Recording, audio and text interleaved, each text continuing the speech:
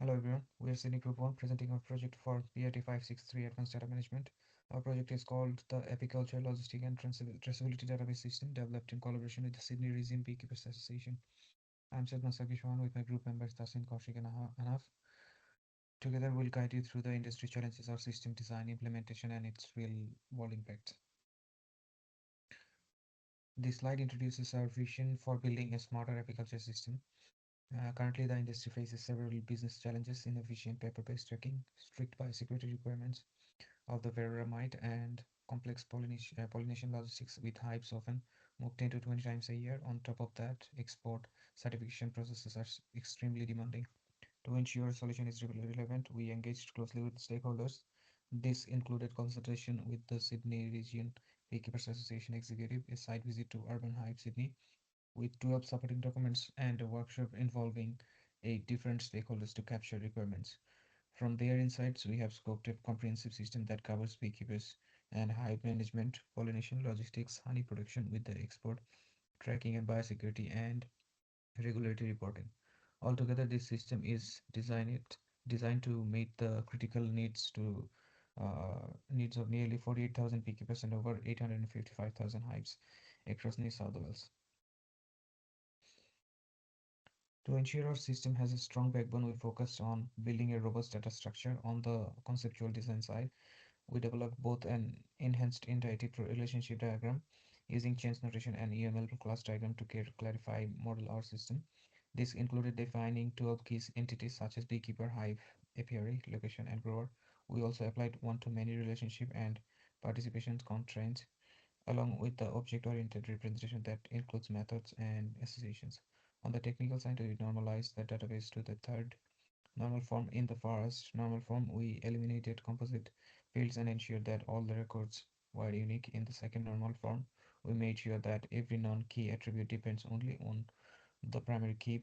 Finally, in the third normal form, we eliminated transitive dependencies by creating separate tables such as inspector table. This normalization process gives us data integrity, efficiency, and long-term maintainability. Now Tasin will explain how we designed our system to meet these needs. Thank you. Hi everyone, I'm Tahsin Al Khan. Today I'll analyze our apiculture database design through two complementary modeling approaches. Our EER diagram focuses on business relationships, and our UML diagram providing the technical implementation blueprint. Together, these models addresses Australia's $150 million apiculture industry requirements through normalized database architecture. So, moving to EER diagram, our EER diagram employs a systematic four-row organizational structure. The top row establishes core entities: beekeeper, inspector, and apiary location.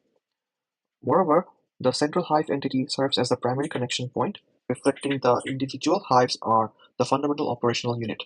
The lower rows show process flow from pollination contract through honey harvest and export certificate. And for key business entity relationships, we got one-to-many relationships among our entities. For example, each beekeeper owns multiple hives. Each location hosts multiple hives.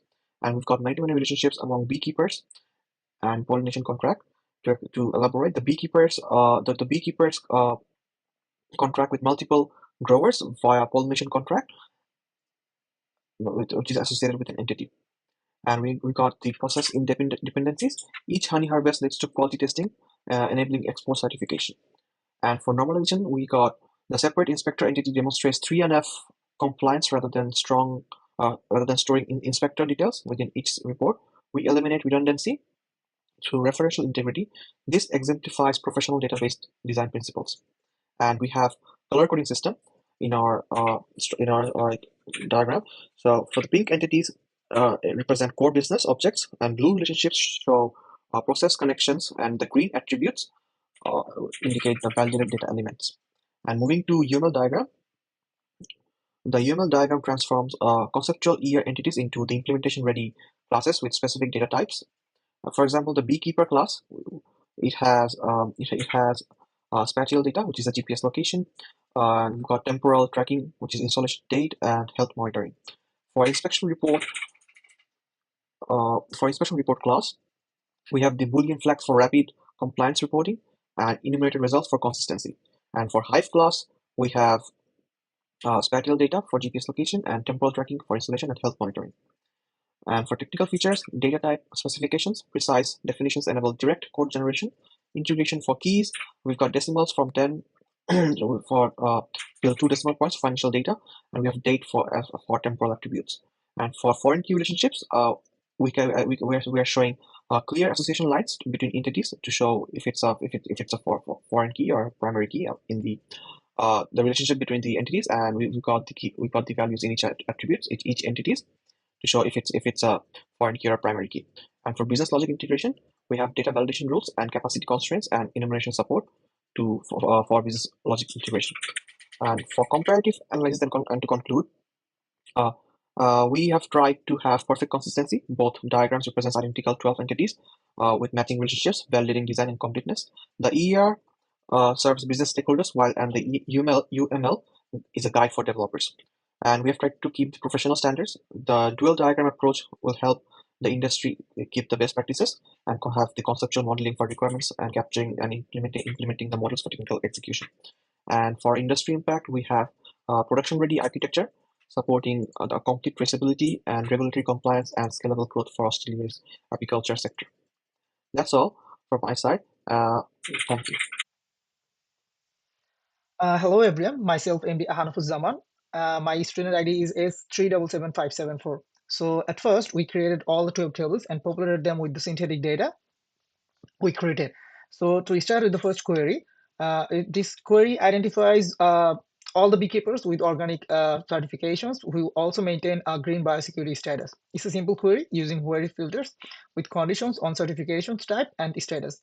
So these health certification bodies verify which producers are eligible for annual renewal and export approval, ensuring market access for premium organic honey.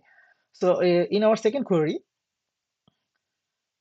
the second query finds hive installed since August 2024 that are in excellent health. This also uses a simple query filtering by date and health status. It allows supervisors to track newly deployed hives and highlight successful management practices, which can then be shared as best practices across the industry.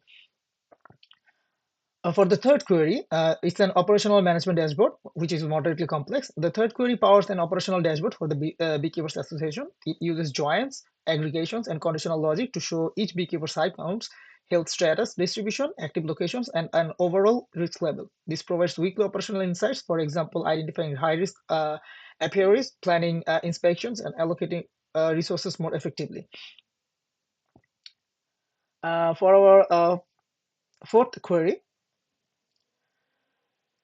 some performance benchmarking analysis, which is complex nested query. This final query is a complex nested analysis for benchmarking beekeeper performance. It compares each beekeeper's health score and hive scale against industry averages, classifying them as top performers, standard, or in need of support. This enables the association to run recognition programs for strong performers while also targeting support and training for weaker operators. In summary, our four queries progress from simple filters to complex benchmarking, each directly aligned with industry needs, from certifications and quality monitoring to risk management and performance analysis. Together, they demonstrate how a well-structured database can deliver actionable insights for both individual beekeepers and the wider associations. Thank you. That we have covered the design stage, let me explain how we implemented the system. For implementation, we selected SQLite because it's lightweight, reliable, and works well across platforms. We built web tables with strict constraints, foreign keys with cascading actions, and check rules to enforce business logic. Default values were also added to make operations smoother. Altogether, this ensures that the database is both robust and practical for real use. To optimize performance, we created 25 plus indexes, including composite ones, and enabled WAL mode for faster transactions. We also generated over 285 records, including 50 beekeepers, 80 apiaries, and nearly 100 hives, so the system can handle realistic business volumes.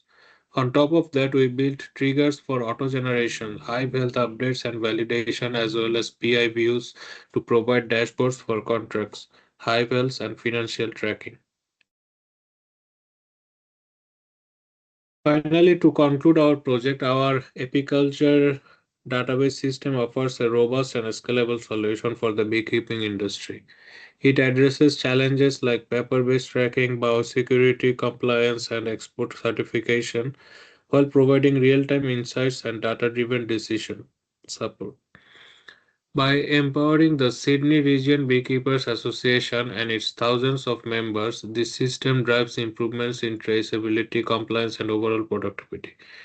In short, we have transitioned from a paper-based process to a fully digital, optimized database system that makes apiculture smarter, more efficient, and future ready. Thank you.